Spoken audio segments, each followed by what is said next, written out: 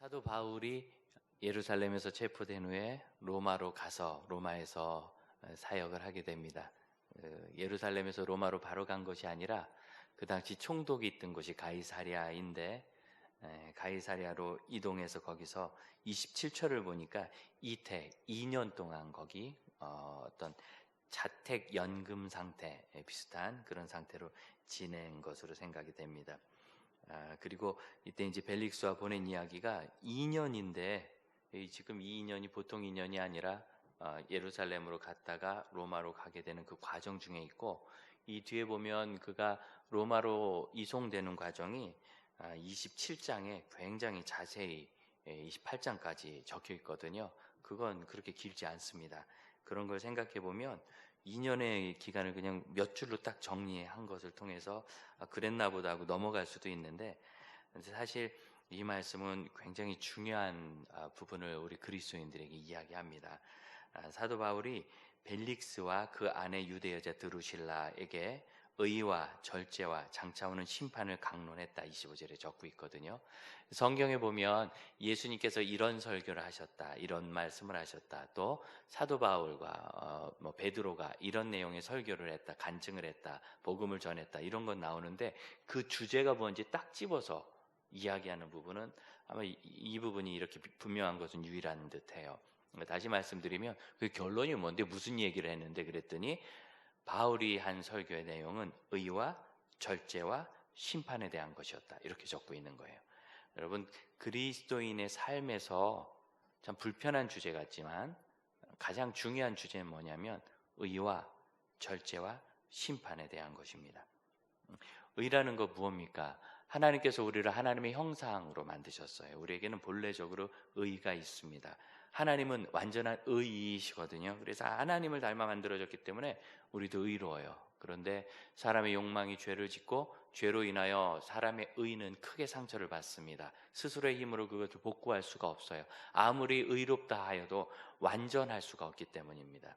그런데 하나님이 예수 그리스도의 복음으로 말미암아 우리에게 의를 주셨습니다. 그래서 예수 믿는 사람은 누구든지 예수님의 의가 나에게 전가 넘어와서 그 의를 입어서 의롭다함을 얻어요. 마치 자녀가 생명 없는 존재였지만 부모님으로 인하여 생명을 얻고, 세상을 살아갈 능력이 없지만 부모님으로 인하여 살아서 장성하는 것처럼 우리가 예수를 믿어 우리에게 없던 새로운 생명, 의가 생긴 거죠. 문제는 신분은 의롭게 되었는데 삶은 아직 거기에 미치지 못해서 완전한 의로 나가지 못하고 계속 그 의를 닮아가는 과정에 머물게 됩니다. 이것이 그리스도인의 삶이라서 그런 얘기 많이 하잖아요. 교회 다닌다는데 이상하다, 목사님이라는데 사고 쳤다, 장로님이라는데 문제 있다, 이런 이야기가 나오는 것이 아직 그런 과정 중에 있기 때문입니다. 그렇다고 해서 완전히 이상하다 할 수는 없어요. 섞여 있는 과정이라고 할 수 있어요. 완전한 의를 성경의 비유대로 순수한 금, 정금이라고 한다면 그가 불의한 상태를 납이라 해봅시다. 금과 납은 전자 하나 차이잖아요, 원소기 주기율상. 그런데 이 납과 같은 존재가 납이 없어지고 순군처럼 단련되어 나가는 과정, 이것이 그리스도인의 삶이에요. 그래서 이 의는 우리에게 주어졌고 우리는 다 가지고 있는데요, 이 의가 완전하지 않기 때문에 예수 그리스도의 형상을 이루기까지 의로운 삶을 추구해야 합니다. 그래서 의는 우리가 추구할 것이에요. 누구도 이걸 다 완성했다고 말할 수 없고, 그리고 의라는 주제 앞에서 우리는 부끄러워지는데, 왜냐하면 우리의 기준의 의는 예수 그리스도거든요. 예수 그리스도의 완전한 백색 앞에 희미끄리한 무엇을 갖다 놔도 하얀 것 같지만 그것이 하얗지 않다는 게 드러나기 때문에 우리는 늘 살아가면서 자신의 죄를 회개하고 하나님께서 씻어주시는 믿으며 거룩을 이루어가야 되는 거죠. 그 과정이 바로 절제라 할 수 있습니다. 이 절제는 말 그대로 안 하는 거예요. 그리고 여러분, 놀라운 것이 구약 성경에는 절제라는 단어가 한 번도 나오지 않아요. 비슷한 개념도 찾기 어려워요.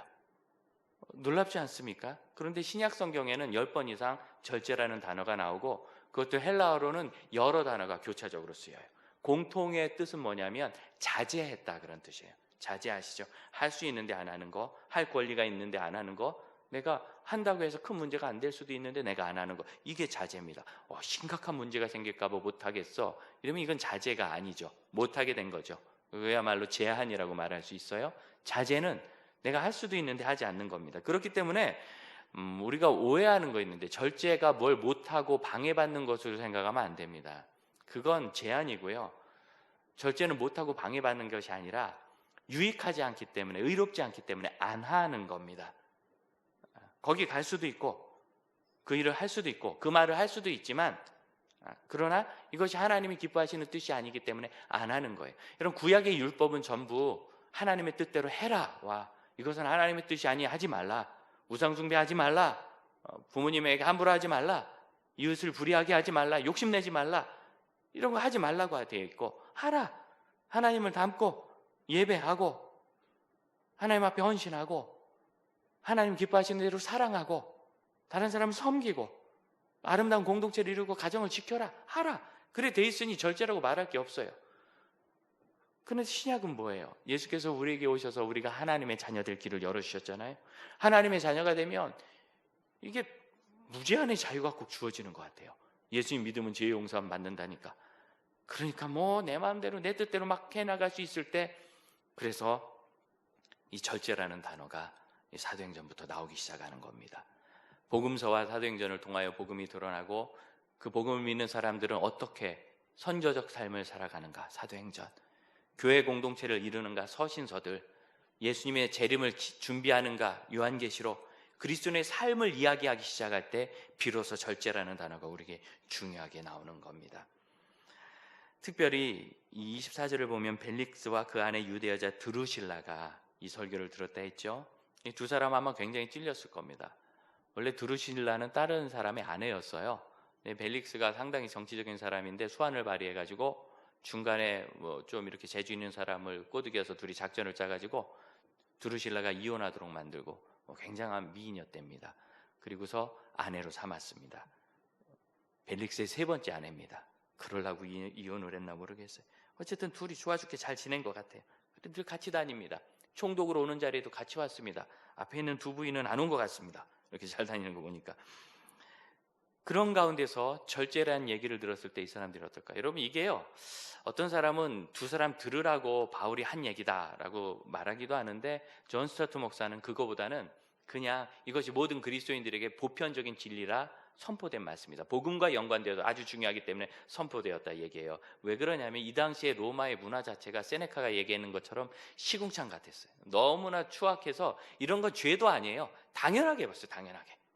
끝없는 추악과 더러움이 로마에 있었기 때문에 이분들은 거기서 그렇게 산 거죠. 그래서 별로 그렇게 당시의 상황에서 당신이 그렇게 아내를 빼앗은 게 뭐 어쩌고 저쩌고 말하기가 참 먹히지도 않을 말이었을 수도 있어요. 단지 사도 바울이 복음과 그로 말미암는 의와 그렇게 사는 사람들의 절제와 그리고 심판의 날을 이야기했을 때 상당히 두려움을 느꼈고, 그러면서도 매력을 느꼈어요. 그래서 내가 다시 너에게 이 말을 듣기 원한다 하고 25절 보면 그를 보내잖아요. 그래서 2년 동안 계속 반복해서 들은 것 같아요. 여러 가지 이야기들을. 특별히 이 벨릭스는 상당히 좀 잔인한 총독이었습니다. 이 벨릭스가 결국 27절을 보니까 2년이 지난 다음에 베스도가 오고 벨릭스는 다시 로마로 소환되는데요. 왜 소환되느냐면 이때가 네로 황제 때입니다. 벨릭스가 이 당시에 유대인과 수리아 사람들 사이에 심각한 분쟁이 일어나가지고 그게 처리가 안 되니까요, 다 죽였어요. 어마어마하게 잔인한 통치를 시행했습니다. 이게 네로의 귀에 들어갔고, 여러분 로마는 피지배민들을 굉장히 존중했어요. 싸워도 자기들끼리 싸우면 이렇게 적절한 속에서 화해를 시키겠지만 그것조차도 인정할 만큼 민족 분쟁을. 그런데 이 벨릭스가 이렇게 하면 로마 제국이라는 기본 뿌리, 각 민족과 각 문화와 심지어 그들의 종교까지 존중해서 연합되게 하는 이 뿌리가 흔들리기 때문에 벨릭스가 거의 죽음 직전까지 갑니다. 간신히 살아남는데 어쨌든 그런 상황이었어요. 그러면 이 2년 동안 바울이 거기서 무엇을 했어야 했는지 알겠죠. 바울은 그곳을 지켜야 되는 거예요. 그 유대인들, 너희들끼리 싸우다 죽는 거나 죄인들은 원래 싸우는 거야. 여러분, 이것은 하나님의 사람의 태도가 아닙니다. 벨릭스를 설득하고 그곳에 있는 유대 지도자들을 설득하고 수리아에도 기독교가 많이 퍼졌거든요. 그럼 수리아의 대표적인 도시 안디옥, 바울과 바나바를 파송한 도시잖아요. 그러니까 그곳에도 정말 기독교인 지도자들이 많아요. 아마 끝없이 사역을 했을 겁니다. 그리고 바울이 그만큼 활동했기 때문에 이 정도에서 마무리됐다고도 말할 수 있어요. 어쨌든 그런 상황이 있었기 때문에 바울은 그곳에서 끊임없이 그들과 대화하면서 이야기하면서 절제를 이야기합니다. 우리가 절제를 예수 믿은 사람 이후에 굉장히 마음에 새겨야 하는데 할 수 있는 것을 하지 않는다 그랬을 때 이 절제를 어떤 금욕주의적으로 보는 것은 옳지 않아요. 그리스도인들은 절제 그러면 자기가 먹고 싶은데 안 먹고 뭐 좀 쉬고 싶은데 안 쉬고 뭐 이런 걸 늘 생각해요. 여러분 그것이 아닙니다. 성경에 참 아름다운 책, 인생에 대해서 얘기하는 아름다운 책이 전도서거든요. 전도서는 뭐라고 얘기하느냐면 하나님께서 이 세상 모든 것을 지으실 때 때를 따라 아름답게 하셨다. 이 아름답다라는 단어, 구약 성경에 아름답다는 단어는 그냥 예쁘다 하는 뜻이 아니라 온전함을 포함하고 있어요. 완전성 있는 참 좋은 거로 지으셨다. 왜? 사람들이 누리라고, 여러분 누리라고 이렇게 아름답게 해놓으신 거예요, 이 세상. 그런데 중요한 건 뭐냐면 또 사람들에게 영원을 사모하는 마음을 주셨다. 무슨 소리냐면 아름다운 것을 누리니까 나 이제 충분히 만족해, 그럴 것 같지만 처음에는 만족해요. 그러고 나면 그 다음에 뭐가 없을까?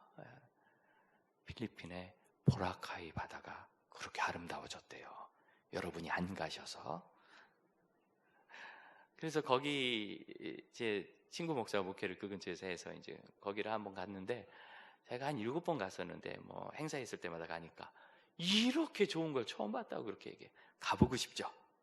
그래서 거기 갔더니 이제는 더 이상 이제 나 이렇게 좋은 바다를 봤으니 바다에 대해서는 완전히 만족해. 그래요? 지중해를 가고 싶어지는 거예요. 그 다음에는 그리스의 바다를 가고 싶어지고. 그럼 봐도 경험해도 만족함이 없습니다. 왜냐하면 사람에겐 기본적으로 영원, 절대 불변의 가치를 사모하는 것이 그 속에 있기 때문이에요. 그래서 어떤 일들을 하느냐, 성경은 그런 사람들이 막 하는 것들을 적고 있어요. 자연 법칙을 막 연구하고 자연을 즐겨요. 목사가 선교지에 가보면 어떤 사람을 만나냐면 배낭 하나 메고 옷도 막 대충 입고, 이분이 국제적으로 다니는 사람인가 동네 거린인가 싶게 돌아다니는 사람, 대개 유럽에서 왔어요. 몇 달째 세계 곳곳을 다니면서 여행하는 사람들, 배낭여행족들. 그런데 이제 선교지는 다 오지잖아요. 긁은 곳에 온 거예요. 와가지고 까맣게 타가지고 뭐 이렇게 다니면서 여행해요. 정말 많이 다녔어요. 자연 곳곳을 다 가보는 거죠. TV에 나온 거, 심지어 안 나오는 곳까지. 그래서 그거지 뭐. 그럼 그 나라나 이 나라나 나무는 결국 나무고 산은 산이고 물은 물이지, 뭐 나무가 거꾸로 심긴 것도 없고요. 거꾸로 심겼다는 소문나서 가보면 다 거꾸로 심어놓은 거지 특별한 게 없어요. 그런데 그걸 다 봐요. 만족할까요? 그래서 오래 다닌 사람에게 물어봤어요. 1년 반 다닌 사람, 뭐 하고 싶어요? 그랬더니 그랬더니 집에 가고 싶다 그러더라고요. 그런다고 만족이 없어요. 공부합니다. 지혜를 찾습니다. 뭐가 더 현명한 길인가? 똑똑하면은 더 의미 있는 삶을 살 것 같아서. 그래서 학자들이 다 의미 있어지나요? 그러다가 안 되면 이제 방종에 빠져요. 이것저것 뭐 하고 싶은 대로 다 해버리죠. 어떤 사람은 일 중독에 빠집니다. 거꾸로. 그래서 일에 인생이 있다고 돈을 벌고 시커 모아 보입니다. 이래저래 안 해보면 그 다음부터 이제 봉사를 해봐요. 역시 휴머니즘. 그럼 봉사를 마음껏 하면 그가 이제 비로소 만족할까요? 법과 정의를 주장하면서 의를 세우려고 투쟁을 하고 정의 하더니 요즘 단체 이름에 정의가 들어가는 단체들이 어려움을 겪는다 그래요. 뭔 짓을 했는지. 그리고 마지막엔 종교적인 행위. 여러분, 신앙 자체가 아니라 종교적인 행위는 중독성이 있어요. 이건 좀 어렵긴 하지만 돈과 시간만 바치면 얼마든지 크게 할 수 있습니다. 그래서 그 종교적 행위로 중세 황제들이 대단한 예배당을 지었고, 또 인도에서는 대단한 그런 신전들을 지었고, 버마에 가보세요. 그 가난했던 나라가 대단한 사원들을 짓고. 왜? 종교적 행위가 중독적이에요. 하면 내가 뭐 한 것 같거든. 그러면서 해결되지 않는, 그럼 당신의 죄와 당신의 구원이 해결됐습니까? 그건 또 아니야. 이렇게라도 해서 뭐가 될까? 불안정함. 영혼이 완성되지 않기 때문에 그는요, 세상 속에서 계속 열망을 갖고 끙끙거리게 돼 있어요. 전도서 3장 11절은 이렇게 말해요. 영혼을 사모하는 마음은 주셨으나 하나님이 하시는 일의 시종을 사람이 측량할 수 없다. 처음과 끝이란 역사죠. 하나님의 역사와 이 세상을 사람이 다 재어볼 수가 없다. 그래서 해도 여러분 전도서 하면 깨닫는 거 있죠. 헛되고 헛되니 실컷 일을 해보고 돈을 잔뜩 모아보고 방종을 해보고 타락도 해보고 거룩도 해보고 종교적 행위로 많이 구대주 해봤는데 그 모든 것이 만족함이 없다. 이게 전도서의 이야기예요. 그럼 전도서는 뭐라고 얘기하는가? 전도자는 이렇게 말해요. 먹는 것, 마시는 것, 그 절제하지 말고 필요한 만큼 해라. 너무 금욕하지 말고, 다시 표현할게요. 금욕하지 말고 필요한 만큼 해라. 내가 수고해서 살아가는 것에서 보람을 느껴라. 열심히 일한 것에 대해서. 그리고 기뻐하라. 아내와 더불어 즐거움을 누려라. 네게 아내가 있다는 것, 가족이 있다는 것을 즐거워해라. 이 모든 것이 이 세상 하나님의 아름답게 주신 가치거든요. 그리고 무엇을 해야 되느냐면 이것이 이 땅의 가치의 전부라는 걸 인정해야 돼요. 그 이상이 없어요. 뭐가 더 있나 뒤지고 전 세계를 다닌다고, 연구를 끝없이 한다고, 선행을 한다고 해결되는 게 아니에요. 이 세상은 그냥 거기가 다예요. 그리고 전도자는 전도서 12장 그 결론에서 내가 이 모든 것을 다 해봐라. 충분히 낙을 누려라. 즐겁게 살아라. 그러나 이 모든 것이 다 지나가고 공허할 뿐이다. 네가 해야 될 게 있다. 아들아, 이 모든 일을 네가 다 들었지? 그러니까 결론적으로 하나님을 경외하고 그의 명령들을 지켜라. 여러분, 희한하죠? 하나님을 경외하고 성경이 말하는 명령을 지키면 그때 만족이 옵니다. 이거는요, 우리 어르신들에게 들어보시면 알아요. 젊은 분들은. 저는 순장 모임을 사랑해요. 30-40명 순장이 모여가지고 모임을 하다 그룹별로 토론 주제를 넣으면 이제 삶의 갈등에 대한 거, 예를 들어서 부부 사이의 어려움, 고부 간의 어려움, 이런 거 어떻게 합니까? 그럼 이제 젊은 순장님들 테이블에는 정말 인생을 찢는 고통이 거기서 흘러나와요. 얼마나 이 고부 간에 어려운지, 부부 간에 어려운지. 근데 60대 이상 권사님 되신 순에서는 아이, 그거 뭐 두면 다 해결돼요. 이렇게 돼. 만족이 거기 있어요. 만족이. 왜? 모든 것을 다 해보니까 정말 하나님을 경외하고 하나님의 말씀을 따르는 것만이 본인들에게 영원에 대한 참된 가치를 보여주는 것을 알게 되었거든요. 그래서 이것이 모든 사람의 본분이라고 말합니다. 본분. 그리고 나서 14절은 기가 막힌 얘기를 해요. 하나님은 모든 행위와 모든 은밀한 일을 선과 악 사이에서 선악간에 심판하시리라. 심판하신다는 거예요. 자, 그럼 잘 보세요. 이 모든 것을 다해서 하나님을 경외하고 그의 명령을 지키라. 의죠? 그리고 어디가 와요? 심판이 와요. 그래서 전도서는 결국 의와 삶의 만족, 절제와 심판의 결론을 우리에게 보여줘요. 그래서 여러분, 이 바울이 얘기한 의와 절제와 심판은 이 벨릭스 부부에 대한 얘기가 아니라 우리 모든 그리스도인과 삶의 본분을 찾는, 본성을 찾는 모든 사람들에게 공통적으로 주어진 일이라는 것을 기억하세요. 그렇다 이야기를 들었는데 실제로 그 이단이 그렇게 심각한지 알았습니까? CBS가 그렇게 10여 년을 투쟁을 했는데 결국 그냥 유야무야 넘어지는 것 같더니 이 조그만 이 미생물도 아니고요. 이 바이러스는 생물 자격도 없는 단백질 덩어리예요. RNA 덩어리. 근데 이 녀석으로 그 철옹성 같은 이단 종파가 깨져나가고, 그리고 이단과 바른 기독교 신앙이 어떻게 다른지 극명하게 드러나죠. 그러고 나더니 야, 그런 사람들이 있다, 그런 젊은이들이 있더라, 그런 술집이 있댄다, 클럽이 있댄다, 그런가 보다 했더니 그게 이렇게 드러나가지고 두 번째 이 감염 확산 상황 속에서 우리가 얼마나 놀랐어요. 여러분, 거기 우리 아들, 딸들이 간다는 거예요. 우리 청년들이. 이게 상상이 됩니까? 그 짧은 시기에 제주도 좋아요. 군인들이 어디 거기를 갔다 왔는지, 선생님들이 갔다 오고, 도덕성이 상실됐어요. 자기 신분을 숙이고 다녀와서. 그래서 그것 때문에 더 많은 전염이 일어나고. 왜 그랬을까요? 여러분, 이 공허함이라는 거. 우리 한국 사회는요, 끊임없이 북미와 유럽에 빚을 지고 있는데, 무슨 빚을 지고 있느냐면 복음의 빚도 졌지만 복음의 빚 이후로 그분들이 수많은 실패를 경험해서 우리가 그것을 답습하지 않도록 경고를 받고 있어요. 그러면 유럽의 이 동성애 성소수자 문제가 얼마나 심각하게 대두가 되는지. 그런데 여러분, 이게 심각해지고 사회 표면으로 올라온 게 20년, 30년 된 얘기가 아닙니다. 10년 안쪽의 이야기입니다. 미국에서 불과 4년 전에 동성결혼이 합법화되고, 그러나 그것이 막 퍼져나갈 때 이렇게까지 될 줄 몰랐어요, 북미의 기독교회들이. 그래서 우리 지피성교회 국제본부 이사장, 그 이사 대표하시던 목사님이, 그분 교회가 미국에서 이 문제에 휩싸였는데 그 교단이 동성과 것들을 받아들이면서 동성애자 목회자를 인정하고, 그런 것들을 그냥 이럴 수 없다, 탈퇴를 해가지고요, 교회 건물을 다 뺏기고 성도들이 내쫓겼어요.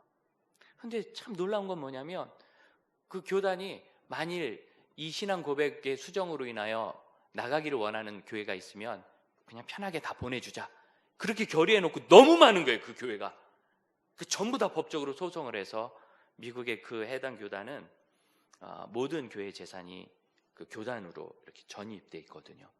그래서 싹 다 뺏기고 나왔어요. 재산을 다 뺏는다? 위협을 해도 성도들이 꿈쩍을 안 해요. 그래서 당신 목사가 성도들을 잘못하고 있어서 성도들이 바른 진앙을 못 보는 거다, 그리고 목사를 6개월간 내쫓았어요. 그리고 6개월 후에, 1년 후에 다시 투표했는데, 이제는 오히려 더 그 교단의 신앙에 반대하는 사람들이 오히려 더 늘어나요. 97%, 8%가. 그래서 할 수 없이 성도들이 건물을 놓고 다 나왔어요. 그러면 이 일을 이렇게 될 줄 몰랐죠. 그 일을 교회가 그래, 아유 그렇다니까 그냥 하라 그래. 이 일을 계속 지켜본 한 미국의 경건한 유명한 저술가가 그렇게 얘기합니다. 그분들은 적절한 선에서 알았다, 그럼 여기서 화해하자 하는 법을 모른다. 그 동성결혼이 통과되고 합법화되자마자 강한 공격이 시작돼서, 내가 동성결혼식에 나는데 케이크를 팔지 않겠습니다 한 이유로 구속되고, 목사가 동성결혼 주례 나는 신앙 양심상 성경상 할 수 없습니다 그랬다고 수를 당해가지고 대법원까지 여러분 2, 3년 고발한 사람은요, 고발하고 가버리면 돼요. 피고소당한 사람은요, 피소된 사람은 그 막강한 검사들과 투쟁하면서 몇 년을 어마어마한 돈을 쓰면서 고통을 당해야 돼요. 괴롭히는 거예요. 그리고 그런 무제한의 자유가 지금 유럽에 가 있잖아요. 아니하게.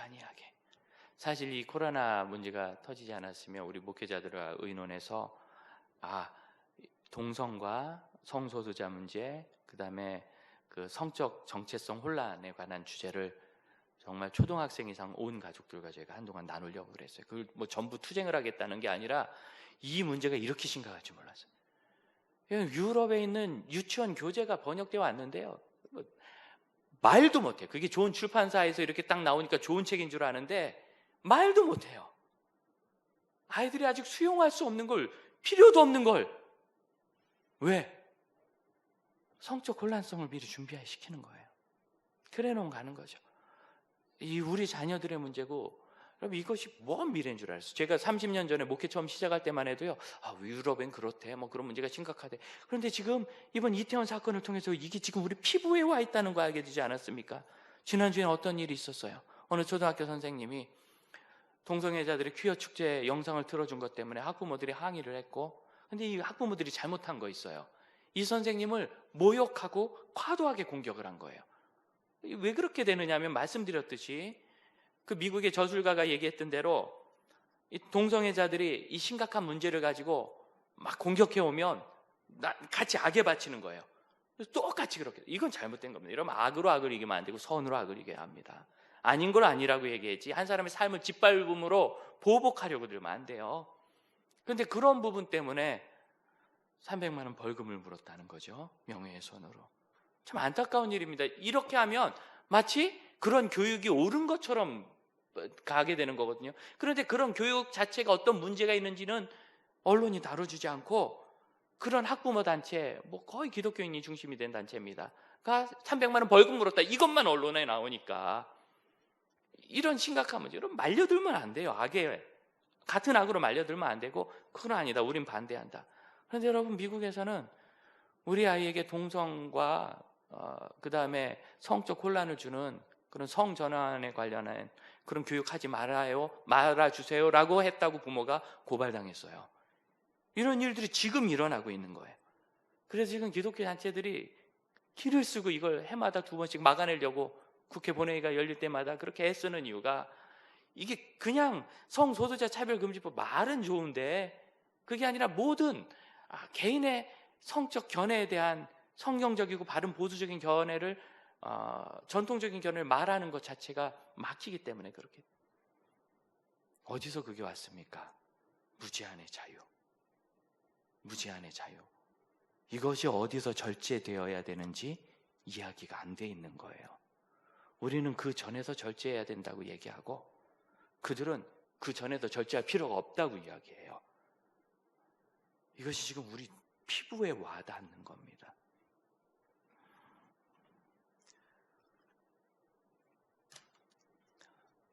이 코로나 문제가 있을 때요, 중국에 그런 문제가 있다고? 거기 뭐 사회주의 국면 그냥 통제하고 막 그래서 그래. 한국에 번졌다고? 그 잘 사는 나라인 줄 알았더니 중국 밑에 붙어서 그래. 그러놨더니 이태리에? 그 사람들 그냥 여행 좋아하고 중국 사람 봤더니 그랬댔어. 이태리의 사람들이 수백 단위로 죽어나갈 때까지요, 유럽의 국가들이 남의 얘기인 줄 알았어요. 하지만 지금 누가 그렇게 여유있게 이 사건을 얘기합니까? 너무 안이했던 거지요. 너무 안이해서 이 문제가 터진 거예요. 오늘 우리가 죄와 악에 대해서, 로마에서는 그냥 남의 부인 정도는 뺏어요. 힘만 있으면. 부인 셋은 기본이죠. 이런 이야기에 쓸려 들어가는 거 아닌가요? 저는 그 청년이 강남에서 인터뷰했던 그 대화가요, 귀에 쟁쟁해요. 별 얘기 아니지만, 지난주에 이태원에서 그 난리가 났는데 오늘 토요일 밤에 여기 금요일 밤에 이러고 있습니까?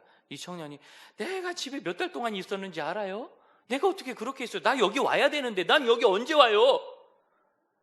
그럼 내가 여기 오고 싶어서 왔어요가 아니라 와야 되는데 라는 그 말, 누가 그 청년에게 그 술집에 가야 된다고 얘기했을까요? 누가 그 밤에 그 알코올을 먹어야 된다고 얘기했을까요? 그건 어디서 온 진리일까요? 어느덧 자기 몸에 젖어든 거예요. 그렇게 해야 되는 것처럼, 그렇게 해야 되는 것처럼. 왜 그렇죠? 영혼을 사모하는 존재인데 그걸 모르니까, 연구를 통해서, 생활을 통해서, 방종을 통해서 만족해보려고 하니까, 그럼 방종이라는 거예요.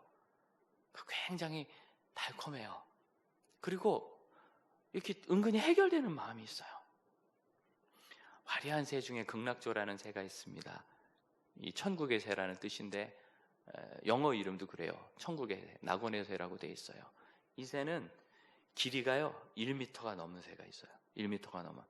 그럼 그렇게 큰가? 크기는 비둘기만 해요. 비둘기 아시죠? 근데 어떻게 1m 넘는가? 나머진 다 깃털이에요. 화려한 깃털을 뭐 평생 쓰지도 않을 걸 머리에 꽂고 턱에 달고 가슴에 놓고 꼬리에 달고 다녀. 평생 쓰지 않는 거예요. 그럼 새라는 이 생물은 너무나 놀라워서 이 공중을 난다는 것이, 이 중력을 이긴다는 것이 대단한 에너지를 소모합니다. 그래서 새는 몸이 작고 날개가 길어요. 그러지 않으면 날 수가 없어요. 그런데 그 무거운 털덩어리들을 달고 다니 1m 넘게, 작은 건 참새만 하거든요. 어디다 쓰느냐? 1년에 딱 한 계절, 짝짓기 할 때 써요. 암컷 부르느라고. 깨끗 부른 다음에 암컷이 오는 것 같으면 그 다음부터 털을 다 피고 유혹을 하기 시작합니다. 막 춤을 춰요. 그래서 극락조는 한 40여 종이 다 그래요. 극락조를 어떻게 구분하느냐? 쬐끄만 놈이 털은 긁고 춤을 추면 극락조예요. 다 그래요. 왜? 그럴 수밖에 없는 게, 우리는 웃지만 극락조는 이상하게 성비가요, 수컷은 많고 암컷은 적어요. 경쟁이 과도한 거예요. 그러니까 이제 경쟁적으로 자기를 드러내려고 털을 기르고, 털은 다 가진 거야. 그러니까 이제 춤을 추기 시작하는 거죠. 거의 절망적으로 춤을 추면 암컷새가 와서 한 20마리쯤 퇴짜를 놓다가 그 짝을 짓고 갑니다. 너무 놀랍지 않습니까? 우리 여성들 거기를 갔어야 돼. 그런데 너무 웃긴 건요, 정작 이 암컷은 너무 수수해요. 극락조가, 이 화려한 새가 사촌이 참새예요. 참새랑 비슷한 종류예요. 믿기지 않죠? 암컷은 그냥 좀 큰 참새처럼 생겼어요. 수수해. 다 열대에 사는데 열대새가 저렇게 안 화려한 것도 드물어요. 그냥 왜? 나는 그럴 필요 없는 거야. 난 경쟁도 필요 없고 나는 내 자신으로 충만해. 그냥 암컷인 것으로 충분해. 털도 필요 없고 춤도 필요 없어요. 그냥 고르면 되니까. 어디서 과도함이 오는지 아시겠죠? 뭐하러 그렇게 무거운 털덩어리를 매달고 다니고 있어요? 살기도 힘든데. 과도함이 어디서 와요? 내가 충분하지 않다고 생각하고 뭐가 더 있어야 되는 생각하는 욕망, 갈망. 오래전에 군에 있을 때잖아요. 고참들이 불러요. 그러더니 집차를 미루래. 한밤중에 밤 10시 넘어서 다 잠드는데 집차를 시동을 안 걸고 미루래요. 그래서 막 밀었어요. 한 10명 정도가 밀고서 나가는데 이유는 뭐냐? 시동 걸면 안에 있는 우리 일직사관이 듣기 때문에 몰래 타령하듯이 나가려고. 그래서 집차를 밀고 위병소 밖으로 나가서 시동 걸고 노래방에 갔다 왔어요. 그 뭐라고? 별거 아닙니다. 진짜 별거 아닙니다. 그 뭐라고요? 전 사실 노래방 그렇게 좋아하지도 않고 그 조그만 데서 뭐 하는 짓인지 모르겠어요. 다 정신 나간 사람 같아. 다 노래 불러. 아무도 안 들어. 자기 거 고르느라고. 그게 뭐 하는 짓인지 모르겠어요. 그런데 그럴까? 근데 말이죠. 거기를 갔다가 거의 오니까 막 12시 다 됐더라고. 안 들켰어요. 안 들키고 일탈 행위를 하고 오니까 전도사인데도 기분이 좋더라고. 영창 갈 일이죠, 정말. 뭐 걸리면 되게 기합받고 군장 싸고 외박 박탈당하고 그러고 살았을 텐데 안 걸렸다는 그 기쁨. 여러분, 그렇게 갔다 온 아이들이 5,000명이 넘는데요. 클럽에 돌아다니신구만. 왜 그렇습니까? 과도해지는 거예요. 그걸 절제해야 합니다. 심판의 때가 되면 노아와 같이 의를 추구한 사람이 살아요. 그런데 대표적인 심판받은 도시 소돔과 고모라, 어떤 유명한 사람이 오래된 미래라는 말을 썼는데 참 말이 어폐가 있죠. 미래인데 오래됐대. 오래전에 있었던 일, 소돔과 고모라는 5,000년 전의 역사입니다. 우리 지금 눈앞에 다가와 있죠. 심각한, 여러분, 심판 자체가 문제가 아니라 타락이 이미 심판인 거예요. 그것이 죄인 줄 모르고 악인 줄 모르고. 두 천사가 롯의 집에 방문했는데 한밤중에 그 동네 남정네들이 때를 물이로 수십 명은 왔을 거예요. 롯의 집을 부질듯이 두드리면서 그 두 남자를 내놔라. 우리가 그 남자를 윤간하겠다 말합니다. 남자가 남자를. 근데 그때 롯의 대답이 기가 막혀요. 손님이니 이러지 말라. 이분들은 귀한 분들이다. 내 딸 셋이 아직 결혼하지 않았는데 너희에게 줄 테니까 마음대로 해라. 이게 무슨 소리입니까? 저는 딸 기른 아빠로서 롯이 있으면 역사를 잡을 겁니다. 네가 인간이냐 이놈아 그럴 겁니다. 고발할 겁니다. 근데 롯이 그런 소리를 해요. 롯이 왜 그랬죠? 자기는 최선을 다한 거예요. 최선을 다한 거예요. 그 손님들을 지키려고. 자기가 희생하고 집이 무너지고 이 딸들이 찢겨나갈지언정 지켜보려고. 어떤 방법으로? 틀린 방법으로. 왜? 소돔과 고모라에 섞여 살다 보니까 이게 뭔지 모르는 거죠. 오래된 미래는 우리에게 무엇을 얘기해 주느냐면 소돔과 고모라의 상황이 되면 그것을 떠나야 된다는 것을 보여주고 있어요. 아브라함이 롯보다 잘한 건 뭡니까? 소돔에 안 산 겁니다. 오늘날 변혁주의적 세계관을 가지고 있는 사람들이 참 뜻은 좋지만 자기의 한계를 몰라요. 세상을 어디까지 변화시킬 수 있는지, 무엇이 세상을 변화시킬 힘인지, 윤리와 봉사와 도덕으로 세상을 바꿀 수 있다면 세상은 공자가 새롭게 했을 겁니다. 우리는 하나님 앞에서 우리 한계를 인정하고 변화시키기 위해서 구별돼야 합니다. 여러분, 이제는 소돔과 거리를 둘 때가 되었습니다. 너무나 안타까운 일이지만 북미와 유럽의 교회들이 그것을 우리에게 보여주고 있죠. 북미와 유럽의 교회들이 그것을 우리에게 보여주고 있죠. 교회가 소돔과 거리를 두지 않으면 교회 자체에 존립이 안 되는 거예요. 이제는 그 시기를 이 코로나19가 우리에게 경고하고 이태원에서 쫓겨나서 강남에 갔더니 어제는 강남에서 쫓겨나서 건대 앞으로 갔답니다. 해결이 안 돼요. 왜냐하면 영원을 따르는 그들의 욕망이 절제되지 않고 뛰쳐나오기 때문입니다. 그때 우리가 구별되어서라도 지켜야 될 이 의의 가치는 심판을 바라보는 마음에서 옵니다. 여러분, 벨릭스의 관점은요, 사도 바울, 홍승영 목사도 아니고 조용기 목사님도 아니고 고옥하는 목사님도 아니고 사도 바울의 설교를 듣고도 안 바뀌어요. 이유가 있죠. 26절, 돈을 좀 받아볼까. 여러분, 이것이요, 지금으로 보면 뇌물이고 이거 사악한 재판장의 뇌물이잖아요. 안 되는 거지만 이 당시엔 관례였어요. 소크라테스가 처벌을 받을 때 돈을 이만큼 내겠느냐 죽겠느냐였어요. 관례였어요. 돈으로 생명을 사는 게. 관례일지라도 죄인 겁니다. 그의 마음에 돈에 확 쏠렸으니까 바울이 하는 설교 잘 듣고 막 너무 도전을 받고 두려움도 임했어요. 그리고 바울을 집으로 보내면 그날 저녁에 돈 생각이 나는 거죠. 27절, 벨릭스가 유대인의 마음을 얻고자 하여 자기의 정치인의 입지를 잃고 싶지 않아서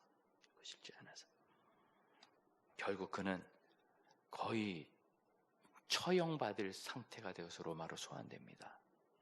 2년의 기간. 그럼 바울은 거기서 낭비했나요? 아니요. 23절 보세요. 바울을 지키되 자유를 주고 그의 친구들이 그를 돌봐주는 것을 금지하지 말아라. 바울은 지금 갇혀있는 것 같지만 모든 사람을 만날 수 있어요. 누구를 만났을까요? 사도행전을 쓴 의사 누가를 만났겠죠. 또 누구? 전도자 빌립, 가이사랴에서 네 딸과 함께 예언의 사역을 하는 네 딸과 함께 살았습니다. 그거 왔을 거고. 여러분, 그 당시요, 유대는 이미 복음이 편만해요. 예루살렘에, 가이사랴에, 요빠에 곳곳에 그리스도인들이 있었어요. 이 유대 지역에 있는 큰 문제가 뭐냐면 유대인들과 시리아 사람, 수리아 사람들의 전쟁이었거든요. 근데 여러분, 바울이 거기서 무슨 일을 했겠어요? 유대인들, 지도자들 건면했겠죠. 이러면 안 된다. 너희들 크게 당한다. 수리아 사람들, 수리아는 이방이라고요. 수리아의 수도와 같은 도시가 안디옥이고 그 안디옥이 바울과 바나바를 첫 선교사로 파송한 도시예요. 거기도 기독교 지도자들이 있어요. 얼마나 많은 사람들을 바울이 양육하고 케어했을까요? 이제는 바울이 이 팔레스타인 땅을 떠날 겁니다.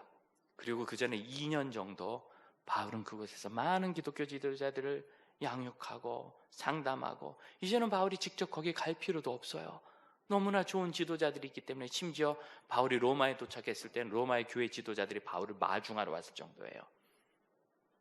이제 그는 현장에서 조금 벗어났지만 더 많은 곳을 한 30년, 40년 선교한 선교사님들이 그 도시와 그 지역, 뭐 대륙까지는 아니고 권역이라고 하는데, 그 권역을 다니면서 각 교회와 교단의 지도자들을 케어하듯이, 그들을 불러서 가르치듯이, 한국에서도요, 그 6.25 이후에 우리나라 그 잿더미 속에서 교회가 붕괴날 때 외국의 선교사님들이 한국에 와서 돈을 내가지고 장소를 빌려서 밥을 대접하면서 각 지역의 목회자들, 전도사님들을 다 불러가지고 얼마나 많이 집회를 했는지 몰라요. 그런 일들을 바울이 지금 2년간 하고 가는 거죠. 여러분, 이게 심판을 기다리는 거예요. 오늘 아침 자고 일어나면서 눈물이 나게 감사한 게 뭐냐면, 제가 이제 하루 더 천국에 가까이 갔다는 그 사실이. 이 세상 참 아름답고 좋기 때문에 많이 누려야 돼요. 그리고 많이 해야 돼요. 하지만 아무리 그래봐야 저는 영혼을 사모하는 사람이에요. 그리스도인. 저는 천국을 향해 가야 돼요. 하루가 더 줄었구나. 하루를 내가 잘 보냈구나. 그런데 여러분, 그러면서 거꾸로 생각했어요. 이 영혼에 관한 분명한 소망이 없는 사람은 두려움이 있겠죠. 내가 또 하루를 잃었구나. 하루를 썼구나. 마치 모래시계 밑에서 질식해가는 사람처럼, 자기 인생에 모래가 쌓이는 것처럼 하루하루가 쌓이는 것을 두려워하겠죠. 올해가 끝날 때 되면 또 1년이 지났구나. 내 인생 90년의 한 해가 사라지는구나. 두려워하겠죠. 그들은 심판이 두렵지만 여러분, 의와 불의 사이의 선악간의 심판이에요. 우리에게는 우리의 의가 드러나는, 그들의 절제와 하나님 사랑과 헌신이 드러나는 그 심판이 가까워오고 있어요. 그래서 너무너무 기쁘고 오늘 여러분 만날 것이 정말 기대가 되는 거예요. 그리고 그때 한 걸음 한 걸음을 25장 26절을 보내면 27장에 드디어 바울은 로마를 향해 갑니다. 26장 27장 로마로에 가서 도착해서 거기서도 마음껏 복음을 전하면서 모든 사람들을 영접하면서 뭐라고 얘기하느냐면 자기에게 오는 사람들을 다 영접했다. 23장 우리가 읽었던 24장 23절도 그런데 사도행전의 마지막 절도 그래요. 바울은 그동안 유대인들의 살해 위협에 시달렸고 바울을 죽이겠다고 작정한 목숨을 건 결사대만 40명이었습니다. 그런데 바울은 이제 로마 사람들이 가택연금으로 지켜줘요. 아주 안전한 가운데서 신학교를 열 수 있는, 목회학 박사과정을 열 수 있는 독특한 권한을 얻은 거예요. 그게 뭐죠? 심판을 향해 가는 거예요. 바울의 심판, 우리는 결국 하나님 앞에 서는 심판을 살겠지만 우리의 심판, 하루하루를 그렇게 살아가는. 그럼 요셉의 심판이 있죠? 요셉은 애굽에서 섞여 살았습니다. 그러나 모세의 심판이 있지 않습니까? 모세는 애굽을 떠났습니다.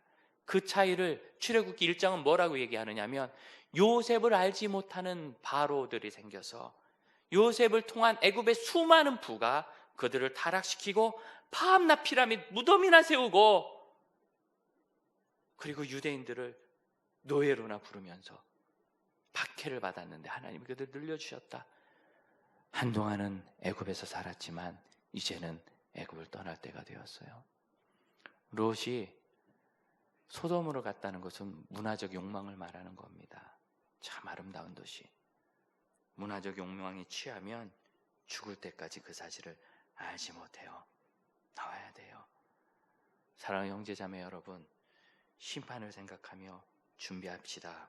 심판을 생각하며 우리는 지금 심판의 날을 매일매일 중계하듯이 보고 있어요.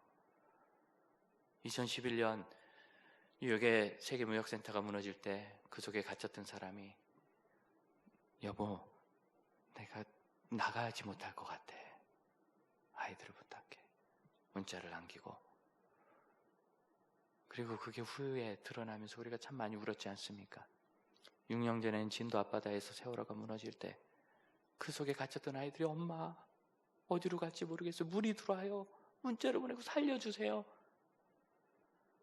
그 아이들의 시신과 함께 휴대폰이 올라왔을 때 그 부모들이 그걸 보고 얼마나 지금까지 트라우마에 시달리겠어요. 이 문명이 차라리 없으면 모르는데 우리가 그걸 위로해야 됩니다. 우리가 세월호 일주기가 되었을 때 그 유족들 두 분을 청해서 여기서 고난절 집회를 했을 때도 할 수 있는 게 없어서 듣고 우리가 공감하고 있다는 메시지를 주려고 이걸 정치적으로 해석하는 모든 사람들 우든 좌든 이건 사악한 겁니다. 우뿐만 아니라 좌도 사악한 겁니다. 들어주고 위로하고 공감하고 너무 안타까운 일이니까. 그런데 여러분 지금 그 9.11 사태와 세월호 사태 같은 일이 지금 실시간으로 진행되고 있어요.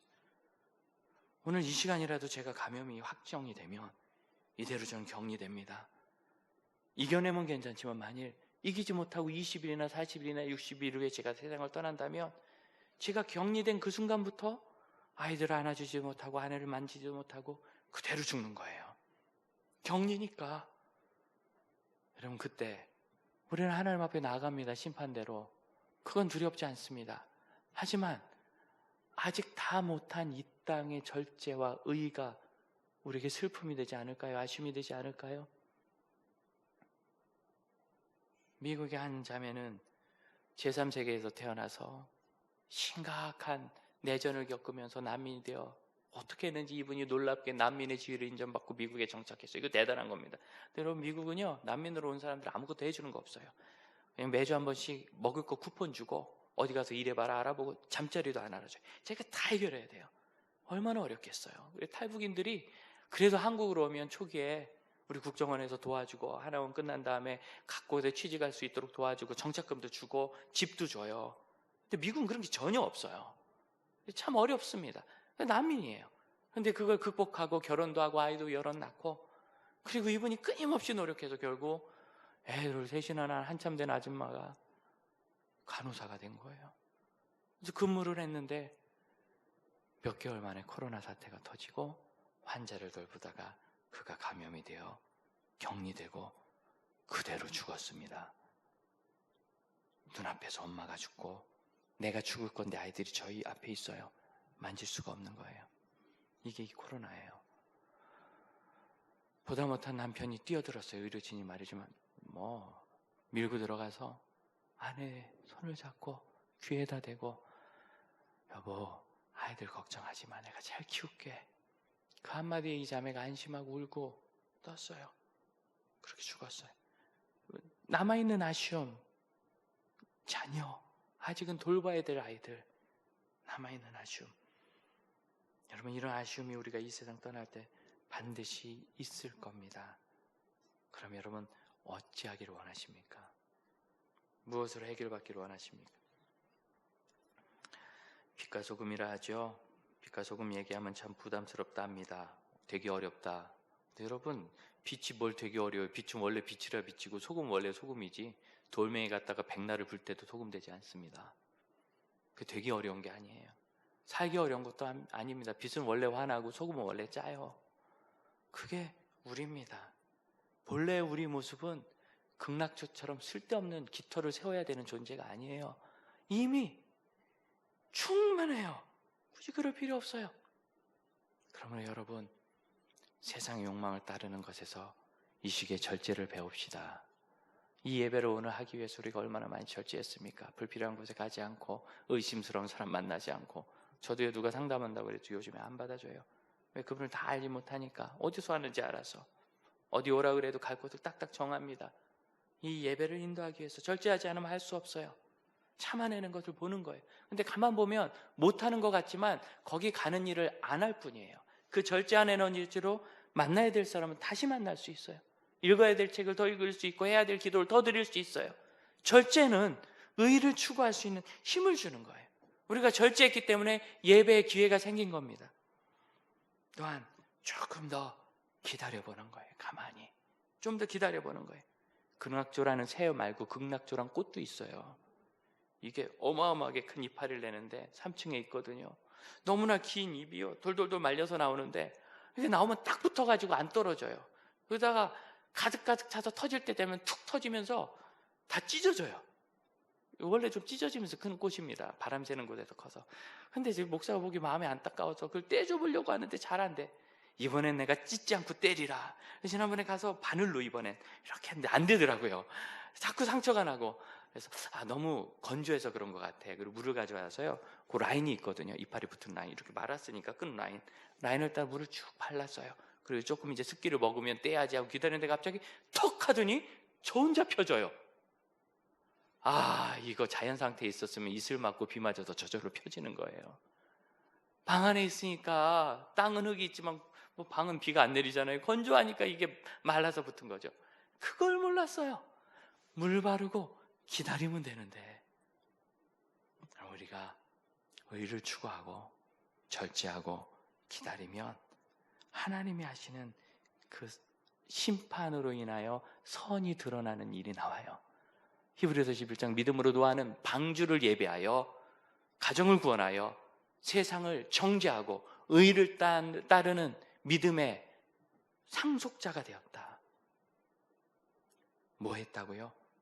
긴 100년 동안 방주를 짓고 하나님이 일하시길 기다렸다는 거예요. 기다리면 구원이 임합니다. 사랑하는 형제자매 여러분, 조금 더 길게 기다립시다. 절제입니다. 못한다고 생각하지 맙시다. 안 하는 것 뿐입니다. 그 대신 하는 걸 더 잘할 수 있습니다.